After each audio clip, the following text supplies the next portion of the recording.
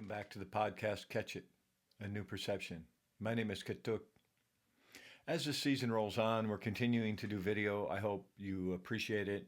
If you do, please make a comment and let me know what it is you do appreciate about the video, about the content of it, and the direction we can go in the future. Also, give it a thumbs up, share it with other people.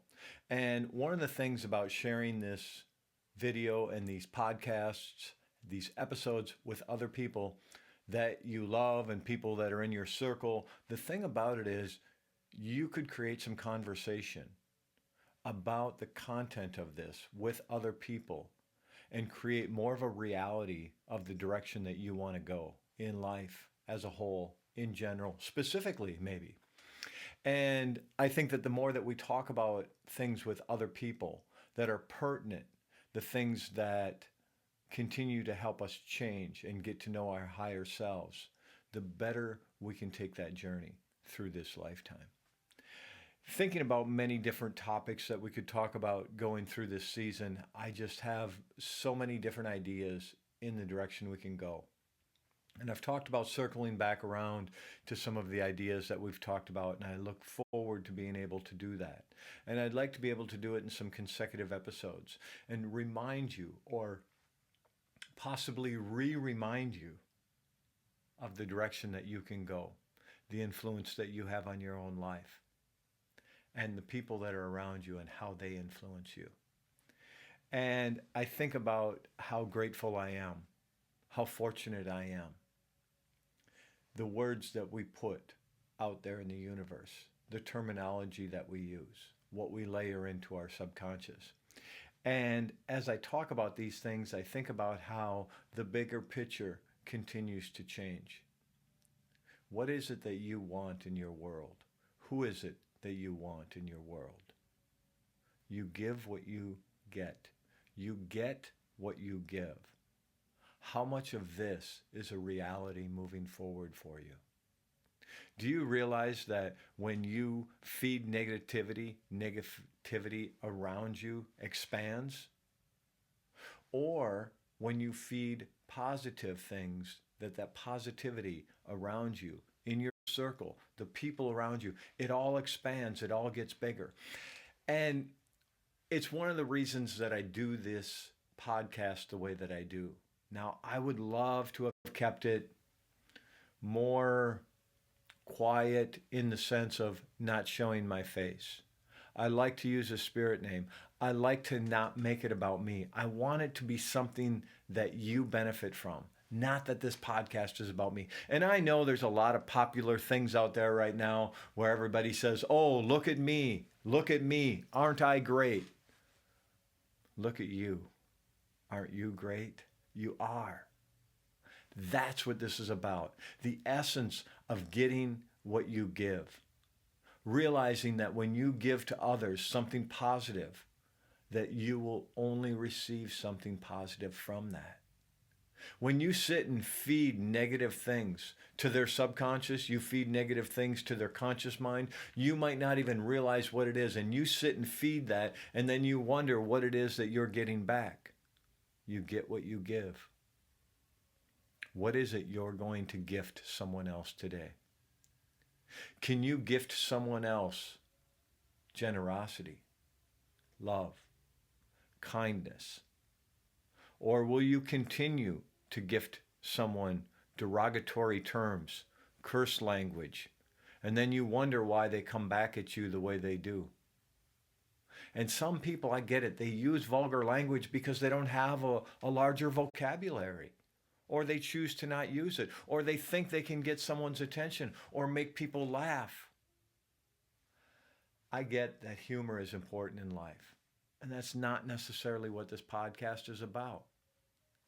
And the reason I say that is because I think that laughter, in a true sense of the word, is beautiful. It's wonderful. It's not the main essence of who I want to be. I want to be peaceful. I want to be calm. I want to be engaging. So the more that I engage with others, do I get others to engage with me more? Now, if I could do these as live seminars and workshops and engage with people live, I love that opportunity. I love it when I'm able to do that, and I look forward to being able to do that. For any of you, you reach out to me, I would be really happy to be able to do some live sessions like this podcast, whatever episode or topic is chosen for that particular day or evening. I would love to be able to do those things and engage with people in a live setting. This is the best I can do for engaging in this format, to be able to do it in a positive manner so that I get positive feedback back. And part of it is, people talk about constructive feedback. I think it's important. And I've talked to some of the people I've mentored through the years very specifically about how to make an approach with someone. When you're going into something difficult, what's the first thing you do? I've seen it work in my life. I've seen it when I've made an approach with other people. I've watched other people make an approach and say, wow, that was amazing. And part of that reason is because when they make that approach, the first thing they do is, I really appreciate the work you're doing. I work in the entertainment business, and I've worked in the entertainment business for decades. And there's certain executives I've seen that make an approach with somebody in the business where I work that are better than other approaches. And some of them are just what I appreciate more. And when somebody says, I remember at one point an executive told me, he's like, you can't do that. You cannot engage with people like that. You don't ever do that again. And I spoke to someone else and they said, one person out of the thousands and thousands you have engaged with in this way, one person had a problem with it. Please don't stop. Be conscious of the people in front of you and keep doing what you're doing. Now, if I would have listened to the first one that was derogatory because one person had a problem with it, they were having a bad day. It had nothing to do with me. It had nothing to do with my approach.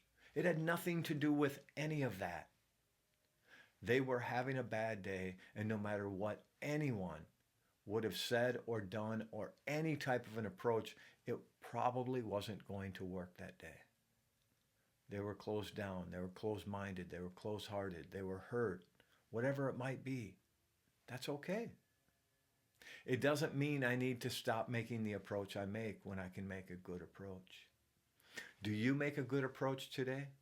Are you able to connect with someone else in a positive way? And then you realize that throughout your day, people continue to reach out to you in a positive way, and they connect with you in a positive way. And the first thing they say to you is something that makes your soul shine, makes your soul smile. And all of a sudden you get a little smile on the outside, and inside you have this great big smile. That is what it's about. Connecting with people internally and being able to say something that is sweet, that is kind, generous with your words. Maybe you're generous other ways also. Maybe that's appreciative. How is it that you're going to be kind or not be kind? I think about some of the things that I've learned along the way. And one of them is loving people is my business, and business is good. I think that to love and to show kindness, dignity, and respect allows other people to reflect that back to me. Do I always get it? No. Are there disrespectful people in my life? There are. And I realize as I'm going through life that that's just who they are. They're going to be there. It doesn't mean that that's what needs to sink into my subconscious. I'm going to get what I give so I can give what I get. I must first deliver kindness. I must first be generous, loving, respectful, show dignity. Now you get derogatory with me, I may shut down until I can close it down and reopen something different. I get it. And I love the connectiveness of being with other human beings, sitting in that circle, being one, the one-ment, the connectiveness. I don't know if you've ever felt disconnected. I have. I felt very disconnected from people. I felt very disconnected in situations. I've felt very disconnected from myself. The majority of those feelings came before I began to get to know my higher self.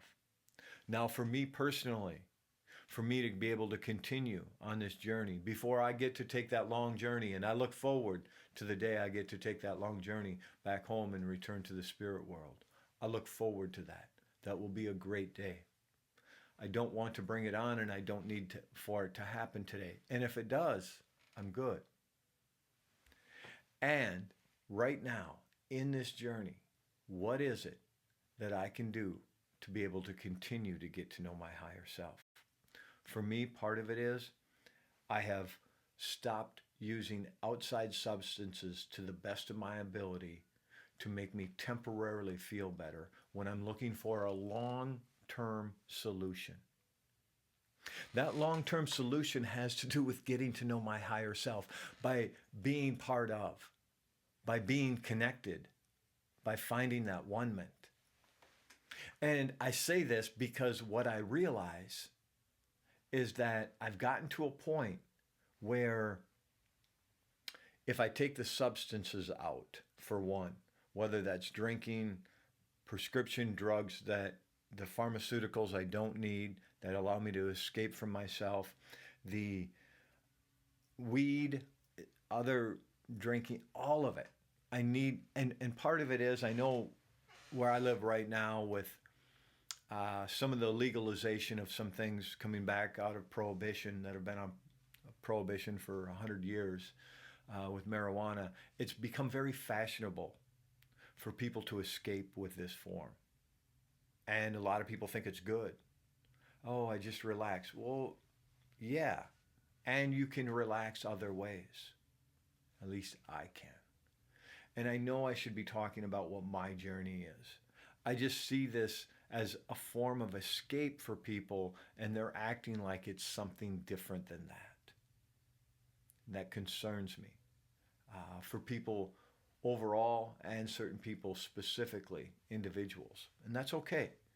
Your journey is your journey. My journey is my journey. My journey today is to get to know my higher self. My journey today is to be able to leave the substances behind that didn't help me do that long term. And I sometimes will tell people that I'm mentoring through the years, how you feel right now does not matter. And that is when they are not feeling emotionally connected and they feel distraught in whatever emotion that is that's connected to it, that's difficult for people to hear. And what I realize is that what I'm talking about is a long-term satisfaction in life. Long-term, calm, relaxing. Long-term. So in other words, I work on it and I get a little piece of it today, and then tomorrow I have more of it. And the next day I have even more because I continue to work on it. Or I can figure out how I want to spend my money on foreign substances to try to create a reality that's not a reality. And that's what it was for me. So I need to be able to focus on what it is I can change. I try my best to not talk about those things that I don't need in my life, because then it becomes a focus. Well, I don't need this, I don't need that. No, what I do need is to be able to get connected to my higher self and then ascend with my higher self. And the way that I continue to do that is to become conscious and become aware. You give what you get what you give. I am conscious, I am aware, and I am moving forward. Looking forward to next time. Live in harmony with and use the bounty of the land to bring kindness to the world. Dok Shao, okay?